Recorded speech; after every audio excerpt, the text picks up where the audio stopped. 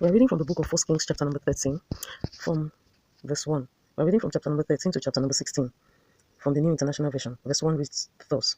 The man of God from Judah. By the word of the Lord, a man from God came from Bethel to Bethlehem as Jeroboam was standing by the altar to make an offering. By the word of the Lord, he cried out against the altar. Altar, altar. This is what the Lord says. A son named Josiah will be born to the house of David. On you he will sacrifice the priests of the high places who make offerings here, and human bones will be burned on you. The same day, the man of God gave a sign. This is the sign the Lord has declared. The altar will be split apart, and the ashes on it will be poured out. When the king Jeroboam heard what the man of God cried against the altar at Bethel, he stretched out his hand from the altar and said, "Seize him." But the hand he stretched out towards the man shriveled up so that he could not pull it back.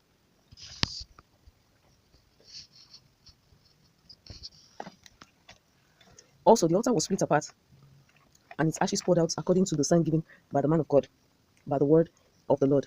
Then the king said to the man of God, "Intercede with the Lord your God and pray for me, that my hand may be restored." So the man of God interceded with the Lord, and the king's hand was restored, and became as it was before. The king said to the man of God, "Come home with me for a meal, and I will give you a gift." But the man of God answered and said, But the man of God answered the king, "Even if you were to give me half your possessions, I will not go with you, nor will I eat bread or drink water here. For I was commanded by the word of the Lord, you must not eat bread or drink water or return by the way you came." So he took another road and did not return by the way he came to Bethel. Now there was a certain old prophet living in Bethel, whose sons came and told him all that the man of God had done there that day. They also told their father what he had said to the king. Their father asked them, which way did he go? And the sons showed him which road the man of God from Judah had taken. So he said to his sons, saddle the donkey for me. And when they had saddled the donkey for him, he mounted it and rode after the man of God. He found him sitting under an oak tree and asked, "Are you the man of God who came from Judah?" "I am," he replied. So the prophet said to him, "Come with me and eat." The man of God said, "I cannot turn back and go with you, nor can I eat bread or drink water with you in this place. I have been told by the word of the Lord, you must not eat bread or drink water there, or return by the way you came." The old prophet answered, "I too am a prophet, as you are. And an angel said to me by the word of the Lord, bring him back with you to your house, so that he may eat bread and drink water." But he was lying to him. So the man of God returned with him and ate and drank in his house. While we were sitting at the table, the word of the Lord came to him. The word of the Lord came to the old prophet who had brought him back. He cried out to the man of God who had come from Judah, "This is what the Lord says. You have defied the word of the Lord and have not kept the command the Lord your God gave you. You came back and ate bread and drank water in this place where he told you not to eat or drink. Therefore, your body will not be kept in the tomb of your ancestors." When the man of God had finished eating and drinking, the prophet who had brought him back saddled his donkey for him. As he went on his way, a lion met him on the road and tore him, and his body was left lying on the road with both the donkey and the lion standing beside it. Some people who passed saw the body lying there with the lion standing beside the body, and they went and reported it in the city where the old prophet lived. When the prophet who had brought him back from his journey heard of it, he said, "It is the man of God who defied the word of the Lord. The Lord had given him over to the lion, who had mauled him and destroyed him, as the word of the Lord had warned him." The prophet said to his son, "Saddle the donkey for me," and they did also. They went out. Then he went out and found the body lying on the road, with the donkey and the lion standing beside it. The lion had neither eaten the body nor mauled the donkey. So the prophet picked up the body of the man of God, laid it on the donkey, and brought it back to his own city to cry for him and keep him under the earth. Then he laid the body in his own tomb, and they cried over him and said, "Alas, my brother." After keeping him under the earth, he said to his sons, "When I am no more, keep me in the place where the man of God, the body is kept. Lay my bones beside his bones. For the message he declared by the word of the Lord against the altar in Bethel and against all the shrines on the high places in the towns of Samaria will certainly come true." Even after this, Jeroboam did not change his evil ways, but were once more appointed priests for the high places from all sorts of people. Anyone who wanted to become a priest, he consecrated for the high places. This was the sin of the house of Jeroboam that led to its downfall and to its destruction from the face of the earth. 1 Kings chapter number 14 from verse 1. Ahijah's prophecy against Jeroboam. At that time, Abijah, son of Jeroboam, became ill. And Jeroboam said to his wife, "Go, disguise yourself so you won't be recognized as the wife of Jeroboam. Then go to Shiloh. Ahijah the prophet is there, the one who told me I will be king over his people. Take 10 loaves of bread with you, some cakes, and a jar of honey, and go to him. He will tell you what will happen to the boy." This is 1 Kings chapter number 14 verse 3. Now I'm reading verse 4, the New International Version. So Jeroboam's wife did what he said and went to Ahijah's house in Shiloh. Now Ahijah could not see. His sight was gone because of his age. But the Lord had told Ahijah, Jeroboam's wife, But the Lord had told Ahijah, Jeroboam's wife is coming to you to ask you. Jeroboam's wife is coming to ask you about her son, for he is ill, and you are to give her such and such an answer. When she arrives, she will pretend to be someone else. So when Ahijah heard the sound of her footsteps at the door, he said, Come in, wife of Jeroboam. Why this pretense? I have been sent to you with bad news. Do tell Jeroboam that this is what the Lord God of Israel says. I raised you up from among the people and appointed you ruler over my people Israel. I thought the kingdom would be from the house of David and gave it to you, but you have not been like my servant David, who kept my commands and followed me with all his heart, doing only what was right in my eyes. You have done more evil than all those who lived before you. You have made for yourselves other gods, idols made of metal. You have aroused my anger and turned your back on me. Because of this, I'm going to bring disaster on the house of Jeroboam. I will cut off from Jeroboam every last male in Israel, slave or free. I will burn up the house of Jeroboam as one burns dung until it is all gone. Hey, I miss Lord. Verse 11 now, 1 Kings chapter number 14, the New International Version. Dog will eat those belonging to Jeroboam who are destroyed in the city, and the birds will feed on those who are destroyed in the country. The Lord has spoken. As for you, go back home. When you set foot in your city, the boy will be no more. All Israel will mourn for him and keep him under the earth.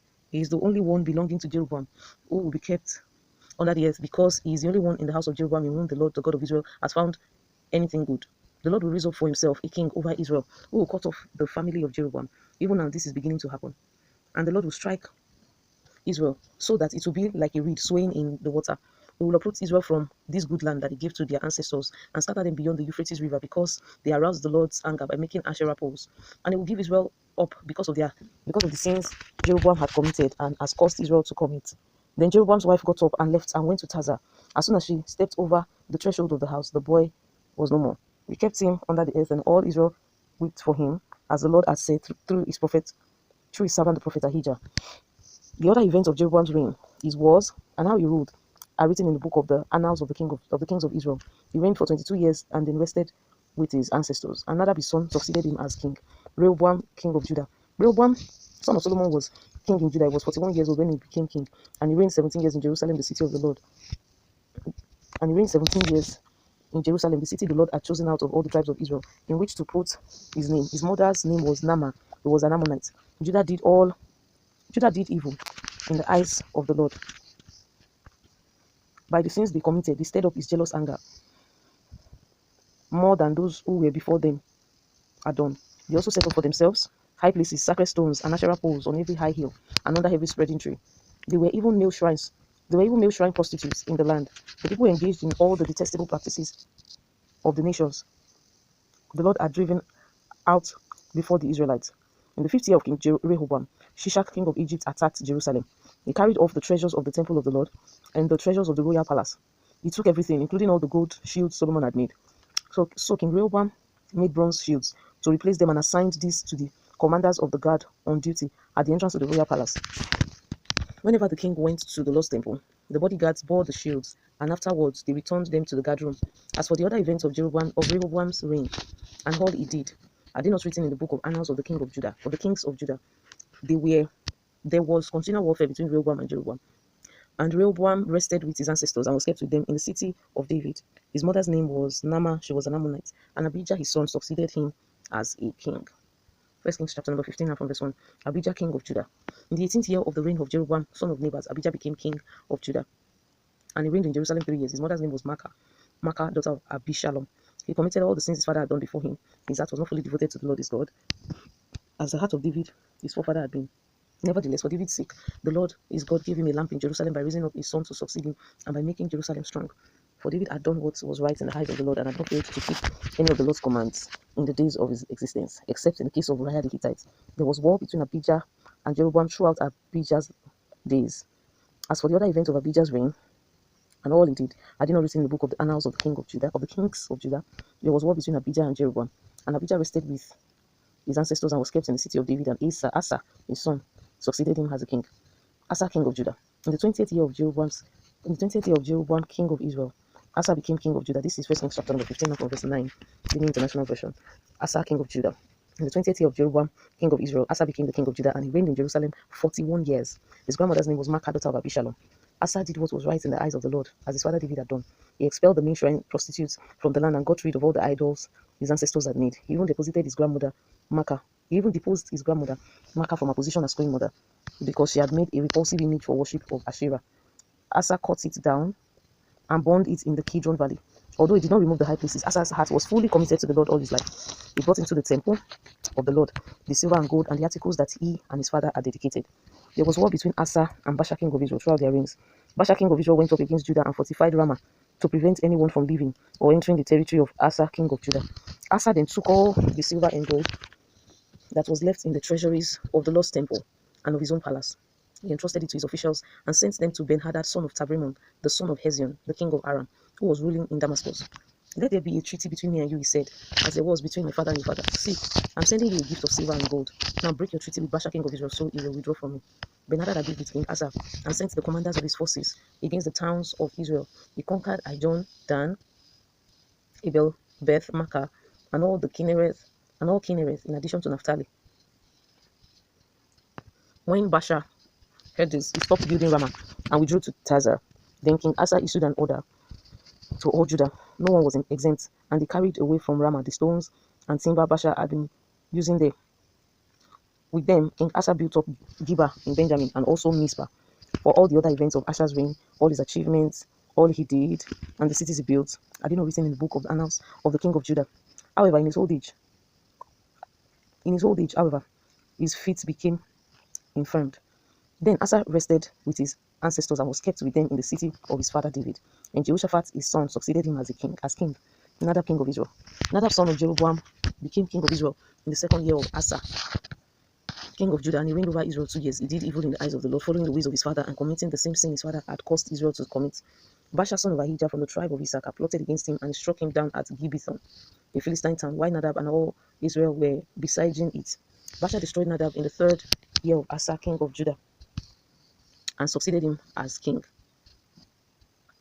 As soon as he began to reign, he destroyed Jeroboam's whole family. He did not leave Jeroboam anyone that had breath, but destroyed them all according to the word of the Lord given through his servant Ahijah the Shilonite.